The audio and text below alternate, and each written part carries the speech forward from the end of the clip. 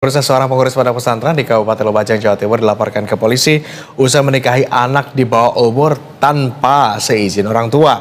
Ayah korban yang mengetahui kejadian ini lalu kemudian melaporkan pelaku ke pihak polisi.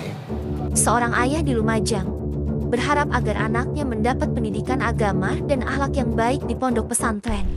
Namun ironinya, seorang gadis cantik berusia 16 tahun tersebut justru didoktrin oleh pengasuh pondok agar mau melayani nafsu bejatnya dengan cara pernikahan sepihak yang tidak sah. Ini korban ini masih umur 16 tahun, itu dirayu terus ditipu, akhirnya ada pengancaman juga. Dirayunya dia itu, wah kamu nanti tak kasih, tak seneng no gini-gini. Akhirnya dia dengan caranya sendiri kawin siri. Pak Daniel. Selamat siang.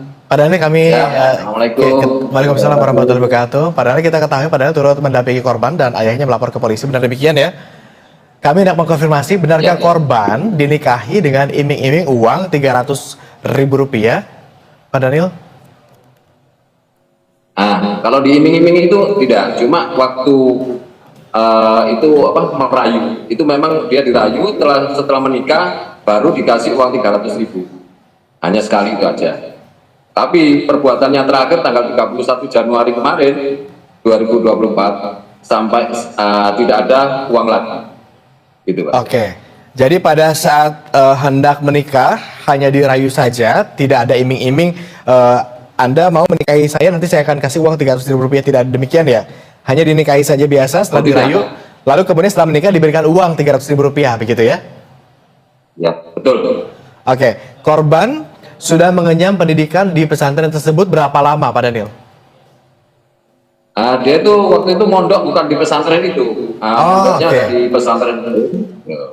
Jadi dia itu saudara terlapor itu memang mencari anak ini. Memang terlapor itu memangnya predator ya. Jadi di kampung sana itu kalau ada anak cantik pasti dikejar-kejar, dirayu, dikejar, nanti pasti ada tipu muslihat.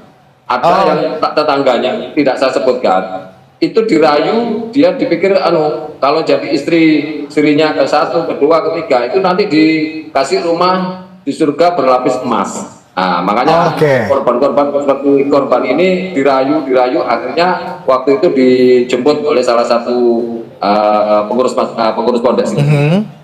Jadi korban justru tidak mondok di pesantren tempat di mana terlapor ini bekerja, begitu ya? Ya betul. Oke. Di luar pondok lagi. Justru di luar pondok itu, tapi kemudian terlapor datang mencari korban begitu ke tempat korban mondok, begitu ya? Ya betul. Jadi memang kayaknya terlapor ini sudah predator. Mungkin korbannya tidak hanya satu ini. Di sana tuh banyak warga, tapi tidak berani melapor. Kemarin saya temukan ada satu anak-anak, sekarang sudah SMA. Dia pernah dirayu, mau dikawin juga, tapi dia tidak mau. Jadi pikiran saya, kayaknya terlapor ini sudah predator, tidak menutup kemungkinan tapi korban. Yang berani ya saudara P ini aja. Baik, Pak Daniel, sejak kapan artinya terlapor kemudian mengetahui atau mengenal korban? Di tahun berapa? 2023 itu dia sudah dirayu hampir 2 bulan.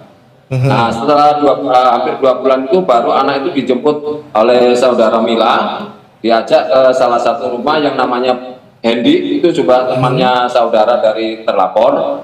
Disitulah ada pernikahan yang waktu 15 Agustus 2023. Justru dirayunya itulah dengan iming-iming surga, begitu ya, rumah di surga, begitu, seperti itu yang tadi Anda sampaikan, Pak Daniel. Awal ceritanya itu anak saya itu dikabarkan hamil di kampung. Setelah itu saya didatangi saudara saya untuk menelusuri apa benar kabar itu. Setelah itu saudara saya itu memanggil anak saya karena anak saya waktu itu kerja. Ternyata saya tanyakan kepada anak saya, benar. Ternyata anak saya itu sudah dinikahi siri sama Eri. Karena anak saya tidak pernah cerita sama saya.